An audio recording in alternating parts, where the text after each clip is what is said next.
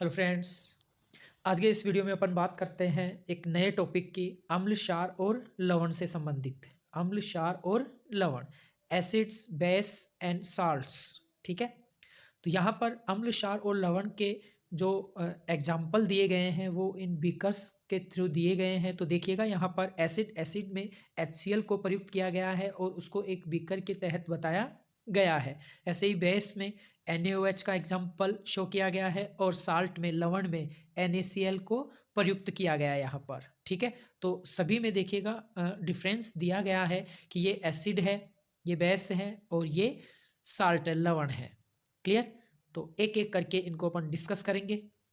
सबसे पहले अपन बात करते हैं अम्ल की, एसिड्स कि वास्तव में अम्ल होते क्या हैं और अम्ल की उत्पत्ति जो है वो कहाँ से हुई है।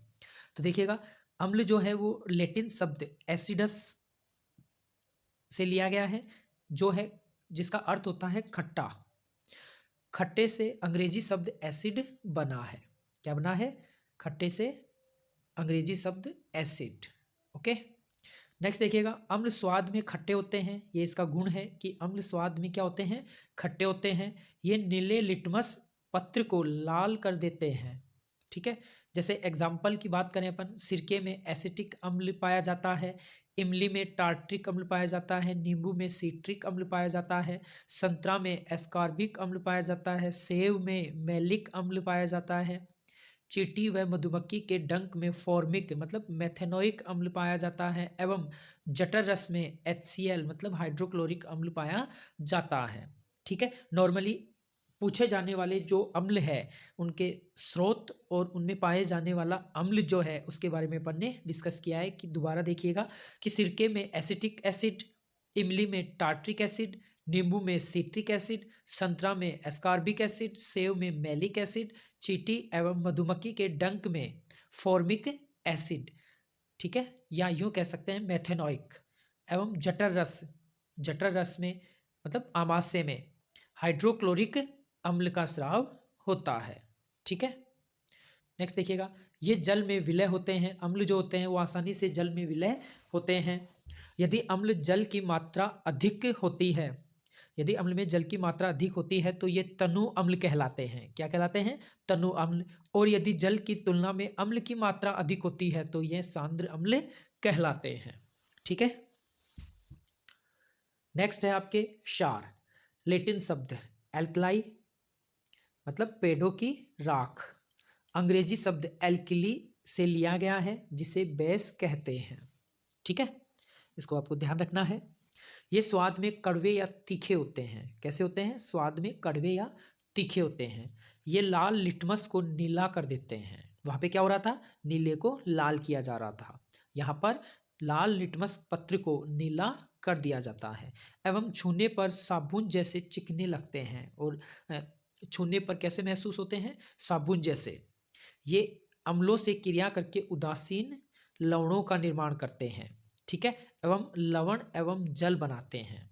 ठीक है, तो अपन कह सकते हैं कि ये अम्लों से क्रिया करके उदासीन कर देते हैं एवं लवण एवं जल बनाते हैं।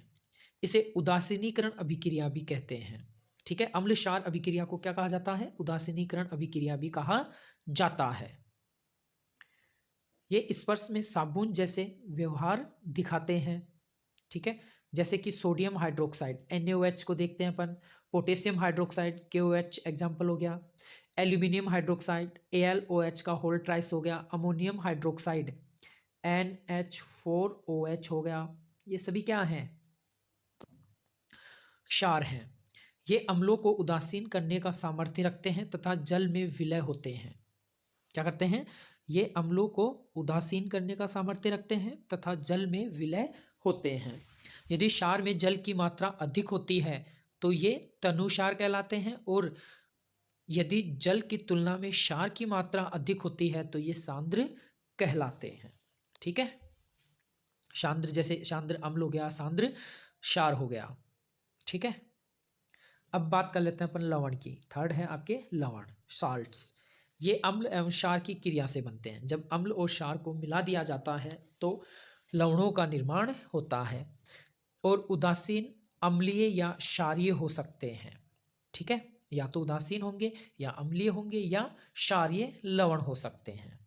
ठीक है, इनके गलनांक एवं क्वथनांक उच्च होते हैं तथा प्राय क्रिस्टलीय रूप में पाए जाते हैं। प्राय ये क्या होंगे, क्रिस्टलीय होंगे, क्रिस्टल फॉर्म में मिलते हैं। लवण के इकाई सूत्र को लिखने में जल के अणुओं की जो निश्चित संख्या जुड़ी रहती है उसे क्रिस्टलन जल कहते हैं या क्रिस्टलीय जल कहा जाता है। जैसे धोने का सोडा Na2CO3.10H2O, तो ये जल क्या है, क्रिस्टलीय जल है। ओके, नेक्स्ट, अम्ल और क्षार की क्रिया के द्वारा लवण और जल बनते हैं। जैसे एग्जाम्पल देखिएगा, यहाँ पर एग्जाम्पल दिया हुआ है। एग्जाम्पल हो जाएगा आपके अम्ल प्लस क्षार फॉरवर्ड रिएक्शन लवण प्लस जल। जैसे HCl तो क्या हो गया, अम्ल हो गया, NaOH क्षार हो गया, दोनों की क्रिया करवाई गई तो अग्र दिशा में NaCl का निर्माण हुआ और H2O का निर्माण हो गया। यह क्रिया उदासीनीकरण क्रिया भी कहलाती है। यह विक्रिया क्या कहलाती है, उदासीनीकरण अभिक्रिया कहलाती है तथा ऊष्माक्षेपी अभिक्रिया होती है। कैसी होती है, ऊष्माक्षेपी अभिक्रिया होती है। प्रबल अम्ल तथा प्रबल क्षार से बने लवण उदासीन होते हैं। कैसे होते हैं, प्रबल अम्ल तथा प्रबल क्षार से बने लवण उदासीन होंगे। प्रबल अम्ल तथा दुर्बल क्षार से बने लवण अम्लीय होते हैं। ये बात आपको ध्यान होनी चाहिए, काफ़ी बार क्वेश्चन पूछ लिया जाता है कि प्रबल अम्ल और प्रबल क्षार से बने लवण कैसे होते हैं, उदासीन। और जैसे ही परिवर्तन होता है प्रबल अम्ल और दुर्बल क्षार का, ठीक है, तो वो कैसे हो जाते हैं। अब देखिए इसमें प्रबल अम्ल है इसलिए इसकी प्रकृति कैसी हो जाएगी, अम्लीय हो जाएगी लवण की। ठीक है, अब अपन बात करते हैं नेक्स्ट, दुर्बल अम्ल आ जाए और प्रबल क्षार आ जाए तो वो क्या होंगे, क्षारीय लवण होंगे। तो अपन कह सकते हैं दुर्बल अम्ल तथा प्रबल क्षार से बने लवण कैसे होंगे, क्षारीय होते हैं। ठीक है, जैसे अपन बात करते हैं HCl प्लस NH4OH, ठीक है, NH4Cl, दोनों के दोनों क्या हो गए, यहाँ पर प्रबल हो गए तो ये क्या हो जाएंगे, उदासीन हो जाएंगे। ठीक है, NH4Cl क्या हो जाएगा, उदासीन हो जाएगा और H2O रिलीज होगा। अम्ल तथा क्षार की विभिन्न संकल्पनाएं। अब अपन बात करते हैं कि अम्ल और क्षार से संबंधित कुछ थ्योरीज प्रतिपादित की गई हैं या सिद्धांत प्रतिपादित किए गए हैं। इनकी परिभाषाओं को ध्यान में रखते हुए कि अलग अलग साइंटिस्ट ने या वैज्ञानिकों ने अपनी अलग अलग थ्योरी दी है या अपनी अलग अलग संकल्पना या सिद्धांत प्रतिपादित किया है। तो देखिएगा, सबसे पहले आरेनियस संकल्पना, आरेनियस थ्योरी। अम्ल व क्षार की परिभाषा सर्वप्रथम 1887 में आरेनियस ने दी। जो पदार्थ जलीय विलयन में अपघटित होकर हाइड्रोजन आयन देते हैं अम्ल कहलाते हैं। क्या कहलाते हैं, अम्ल कहलाते हैं। तथा जो पदार्थ जलीय विलयन में अपघटित होकर हाइड्रोक्सिल आयन देते हैं क्या कहलाते हैं, क्षार कहलाते हैं। क्लियर। तो देखिएगा यहाँ पर अपन बात कर सकते हैं कि जैसे ही किसी जलीय विलयन में पदार्थ को घोला जाए और वह H+ आयन देता है तो वह क्या हो जाएगा, एसिड। क्या हो जाएगा, एसिड हो जाएगा। ठीक है, और यदि OH- आयन दे देता है मतलब हाइड्रोक्सिल आयन दे देता है तो वह क्या हो जाता है, बेस हो जाता है। ठीक है, तो आरेनियस ने H+ की और OH- की अवधारणा प्रतिपादित की। ठीक है, अम्ल के उदाहरण जैसे एग्जाम्पल देखें यहाँ पर, ये सभी क्या है, एग्जाम्पल है। HCl हाइड्रोक्लोरिक अम्ल, ये H+ और Cl- दे रहा है, मतलब इसमें विलयन में क्या आ रहा है, H+ आ रहा है। HNO3 nitric acid, H+ plus NO3- हो जाएगा। ठीक है, इसको आप यूं भी लिख सकते हैं, NO3-। ओके, H2SO4 सल्फ्यूरिक अम्ल, 2H+ आयन रिलीज हो रहा है और SO4-2, SO4-2 हो जाएगा। ठीक है, CH3COOH, यहाँ एसिटिक एसिड दिया गया है तो H+ रिलीज होगा और CH3COO-। ठीक है, फिर H2CO3 कार्बोनिक अम्ल, H+ रिलीज होगा और HCO3-। ठीक है, तो इन सब में देखिएगा H+ रिलीज हो रहा है तो ये क्या हो जाएंगे, एसिड होंगे। ठीक है, नेक्स्ट देखिएगा ये सभी अम्ल है क्योंकि जलीय विलयन में H+ आयन देते हैं।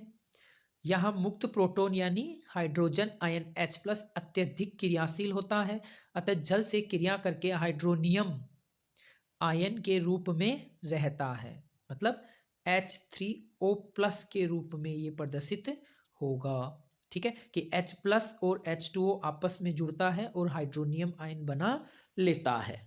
क्लियर, H3O+ बना लेता है।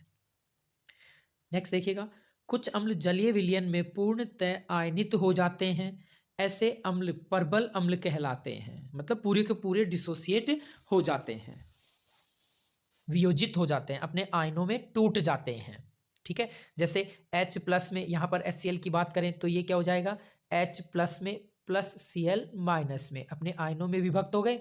ऐसे ही H2SO4 HNO3 H2SO4 2H+ SO4 minus में विघटित हो जाता है या आयनित हो जाता है। HNO3 H+ और NO3 माइनस में आयनित होता है। कुछ अम्ल, नेक्स्ट देखिएगा, कुछ अम्ल जलीय विलयन में पूर्णतः आयनित नहीं होते, मतलब अवियोजित अवस्था में भी कुछ मात्रा में रहते हैं। ये पूर्णतः वियोजित नहीं होते, अपघटित नहीं होते, इसलिए इनको क्या कह दिया जाता है, दुर्बल अम्ल कह दिया जाता है। ये क्या होते हैं, दुर्बल अम्ल। ठीक है, या यहाँ पर देखिएगा एक सिंबल वियोजन जो स्थिरांक है वो भी दिया गया है। अल्फा इज इक्वल टू 100% हो जाए, इसका मतलब हो जाएगा प्रबल अम्ल।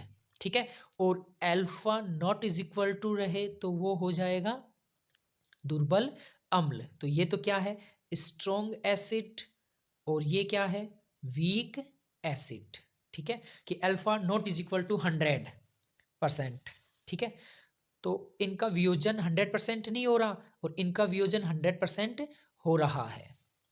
क्लियर, तो सॉलिड स्ट्रॉन्ग एसिड और वीक एसिड यहां पर रिप्रेजेंट होंगे आपके। नेक्स्ट देखिएगा, क्षार के उदाहरण। क्षार के उदाहरण में हो जाएगा KOH पोटेशियम हाइड्रोक्साइड, K+ और OH minus, sodium hydroxide Na+ और OH minus, calcium hydroxide Ca+ और 2OH minus, NH4OH ammonium hydroxide NH4+ OH minus. ठीक है, तो ये क्या हो जाएंगे, क्षार के एग्जाम्पल। इन सभी में क्या हो रहा है, वियोजन अवस्था में OH माइनस का आयन निर्मित हो रहा है। ठीक है, नेक्स्ट देखिएगा, ये सभी क्षार हैं क्योंकि जलीय विलयन में OH- हाइड्रोक्सिल आयन देते हैं। वे क्षार जिनका जलीय विलयन में पूर्ण रूप से या पूर्णतः आयनन हो जाता है क्या कहलाते हैं, प्रबल क्षार कहलाते हैं, जैसे KOH या NaOH। ठीक है, ये पूरे के पूरे वियोजित हो जाते हैं। और जो क्षार जलीय विलयन में पूर्णतः आयनित नहीं होते दुर्बल क्षार कहलाते हैं, जैसे NH4OH MgOH का होल ट्वाइस। ठीक है, नेक्स्ट देखिएगा, आर्रेनियस के अनुसार अम्ल और क्षार की क्रिया कराने पर H+ व OH आयन परस्पर संयोग कर जल का निर्माण करते हैं। इस क्रिया को उदासीनीकरण कहते हैं। जैसे यह क्रिया उष्मा मुक्त करती है, अतः उष्माक्षेपी अभिक्रिया होगी।